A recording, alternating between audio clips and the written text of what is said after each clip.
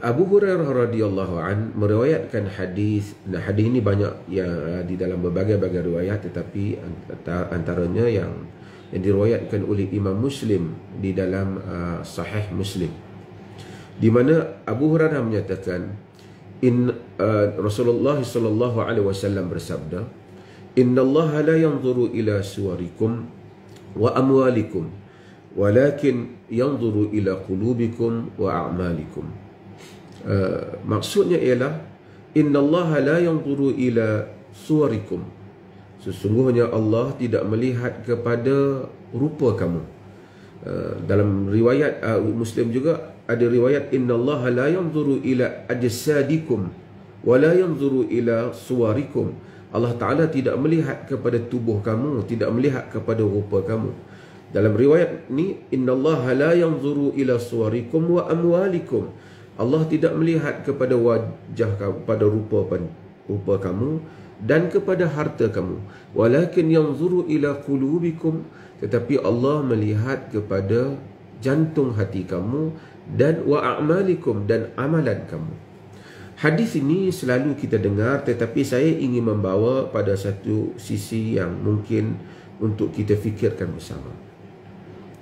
Dalam hidup ini ada hal-hal yang bukan pilihan kita, dan ada hal-hal yang merupakan pilihan kita. Antara hal yang bukan pilihan kita ialah seperti keturunan kita. Kita ni anak siapa, jadi orang Melayu, jadi orang Arab, jadi orang Cina, jadi orang India.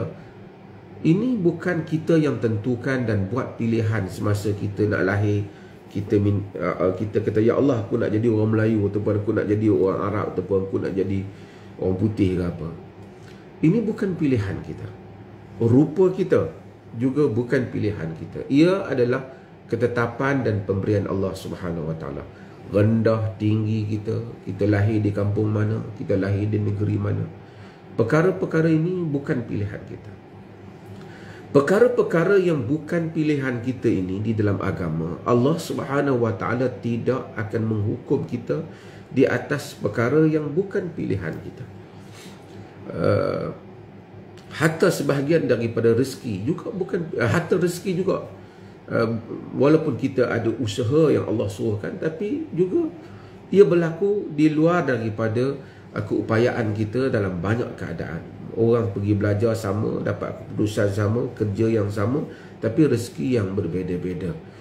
Kadang kelebihan. Ada orang ni mungkin gaji dia sama, tapi Allah jadikan mungkin orang ni dia sakit, maka banyak dia belanja untuk kesakitan, maka kurang harta dia. Orang ni mungkin gaji banyak ni, tapi ditakdirkan ada sumber lain, kelebihan dia yang lain, maka dia dapat. Ini rezeki yang lebih. Maka hal-hal yang bukan keupayaan kita ini, Allah Subhanahu Wa Taala tidak akan menghukum kita dalam hal ini.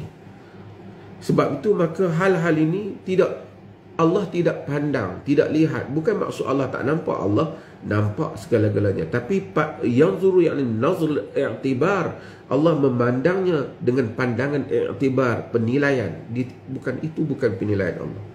Bahkan kalau orang tu dilahirkan rupanya tak cantik, ramai pula orang duk kutuk dia pasal dia hitam ke, ataupun dia tak pendek ke, Allah jadikan pahala untuknya di atas hal-hal yang seperti itu. Ataupun dia usaha, dia dah kerja, tapi bersungguh dia kerja, tapi masih lagi dia dalam pendapatan yang sedikit, orang hina kemiskinan dia, Allah jadikan hal itu sebagai pahala untuk dia.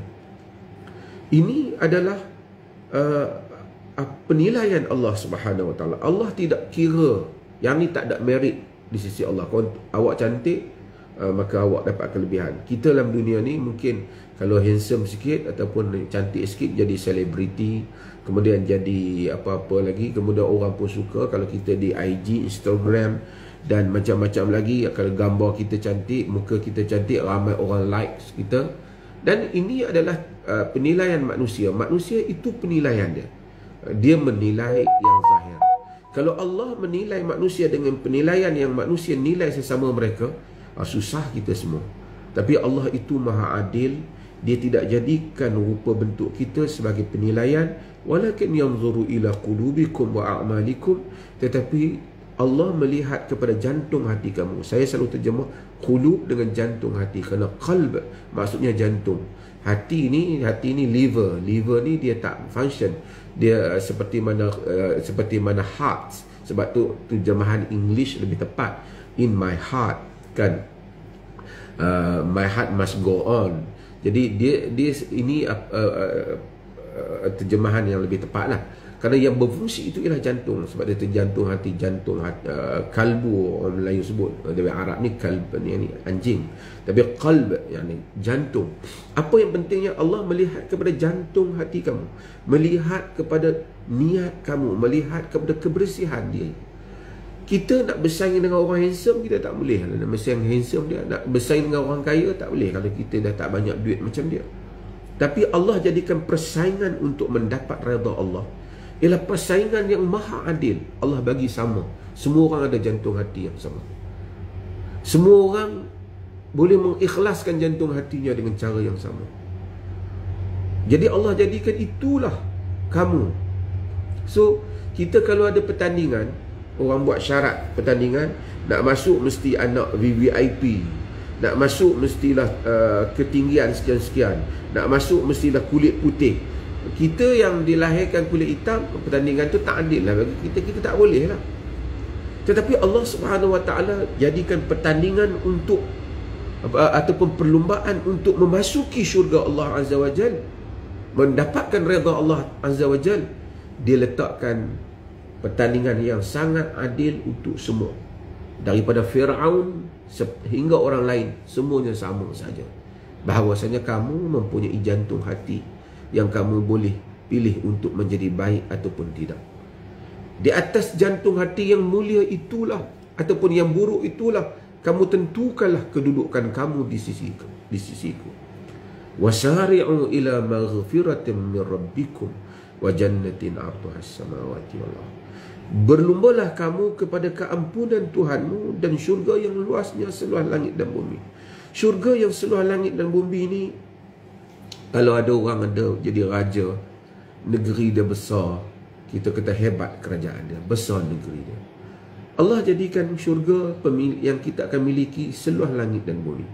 Seluas mana setiap syurga satu orang, Masya Allah, kan, mulkan kabira, kerajaan yang besar bagi setiap orang. Setiap kita ini akan menjadi raja di dalam syurganya sendiri. Kalaulah sekiranya kita kata adalah tanah seluas 10 ekar, tanaman, sungai, cantik, makan, kebun-kebun, nak jual 10,000. Saya ingat beratus orang pakai yang tak ada duit pun pergi carilah 10,000, banyak mana sangat. Mungkin orang yang nak jual ke 100,000 pun, oh hebat kalau 10 ekar punya kehebatan. Semua orang akan cuba berusaha nak membelinya. Tapi orang yang tak ada duit, dia susah. Dia pun teringin tapi dia tak ada. Tapi dia kata, kalau aku ada duit, aku nak beli murah je tu. Allah Subhanahu Wa Taala tawarkan syurga. Syurga yang seindah-indahnya. La ainun ra'at, wala udhunun sami'at, wala khatara ala qalbil bashar. Tidak mata pernah melihat, tidak telinga pernah mendengar, tidak terlintas dalam jantung hati manusia keindahan dan kehebatan syurga itu. Kalau mata pernah melihat, kita tengok macam-macam utopia punya lukisan negeri ataupun dengan colourful, kita cantik, gambar yang orang ambil, itu masih lagi mata boleh pernah melihat.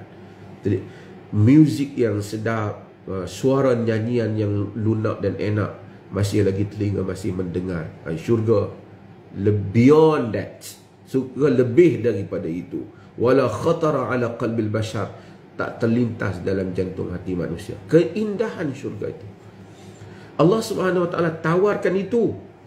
Kamu berlumba-lumba nak dapatkan itu. Dapatkan keredaan aku dan aku bagikan hadiah kepada kamu syurga itu. Segala penderitaan hidup kamu di dunia dan kesusahan yang kamu lalui, keperitan, semuanya hilang tiada, kerana aku akan berikan kelebihan yang sehebat itu. Apa syarat pertandingan? Muka kamu aku tak kira, kamu cantik ke tak cantik, itu aku yang jadi. Harta kamu banyak ke sikit, kekayaan itu pun aku tak kira. Sebab apa? Kerana itu ada orang yang lahir dalam keluarga kaya, ada orang nasib dia baik, dia untung, ada orang dapat projek, orang ini tak dapat projek. Itu tak kira. Melainkan kamu boleh guna harta kamu untuk belanja, kamu boleh gunakan muka kamu untuk dapat keredaan Tuhan, semua kamu boleh gunakan. Tapi itu bukan yang aku lihat. Aku nak lihat semua yang kamu ada itu bagaimana jantung hati kamu, wa a'malikum, dan amalan kamu. Yani jika jantung hati kamu saleh, kamu ada 10 ringgit, kamu derma ikhlas lillahi ta'ala, satu orang lagi ada 10,000 ringgit derma tapi dengan mengharapkan sesuatu, aku kira yang kamu yang ikhlas. Itu hebatnya Allah Subhanahu wa taala di dalam adilnya dia dalam memberikan di kalangan hamba-hamba, dalam menilai hamba-hamba. Sebab itu saya selalu sebut, bila kita baca hadis-hadis seperti pelacur yang beri minum kepada anjing dan kemudian Allah berikan keampunan, kan, kepadanya, kan, dalam hadis yang diriwayatkan oleh Imam Al-Bukhari yang selalu saya baca itu. Hadis itu bukan soal memberi, kerana memberi minum pada anjing, ramai orang bagi minum, ada orang beli anjing di rumah dia pun. Tetapi ketika ia memberi itu, ia memberi dengan rasa yang penuh rendah diri kepada Allah, rasa inginkan keampunan Allah, rasakan bahawasanya betapa dia adalah hamba Allah dan dia buat ini semoga Allah mengampuni dia. Hal-hal yang seperti itu kadang-kadang gagal dicapai oleh kita apabila kita beramal dalam apa-apa amalan. Nak bagi derma 10 ringgit, semua orang boleh bagi. 100 ringgit, ramai orang boleh bagi. 1000 ringgit pun ramai orang boleh bagi. Tapi untuk memberinya dengan qulub, dengan jantung hati yang penuh rendah diri dan tawaduk kepada Allah Subhanahu wa taala, sehingga Allah melihat jantung hati itu dengan penglihatan redanya, dia tahu itu jantung hati yang mencari redha-Ku, itu amalan yang mencari redha-Ku. Itulah yang sukar dilakukan oleh kita. Maka Nabi kita Muhammad sallallahu alaihi wasallam remind kita, terutama pada zaman ini, zaman ramai kita manusia ni, memang kalau kita tengok orang tu datang dengan kereta hebat, mata kita lain sikit. Kalau dia datang dengan kedudukan hebat, layanan kita lain sikit kita ni.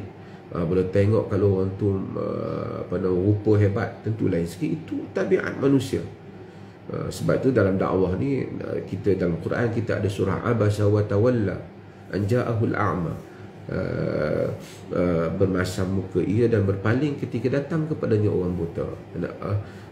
Allah tegur Nabi kita Muhammad sallallahu alaihi wasallam ketika melayani Abdullah ibnu Ummi Maktum yang datang di dalam majlis baginda ketika baginda sedang bercakap dengan pembesar Quraisy. Muka Nabi lain berubah sikit dan berpaling sikit. Abdullah ibnu Ummi Maktum tak tahu pasal dia buta, tapi Allah tegur kerana Allah tak mahu layanan di kalangan hamba-hambanya itu dilayan berdasarkan kepada apa yang mereka ada di segi kedudukan dan harta, tapi manusia dilayan dengan apa yang ada dalam jantung hati mereka dan keikhlasan mereka kepada agama Allah Subhanahu wa taala.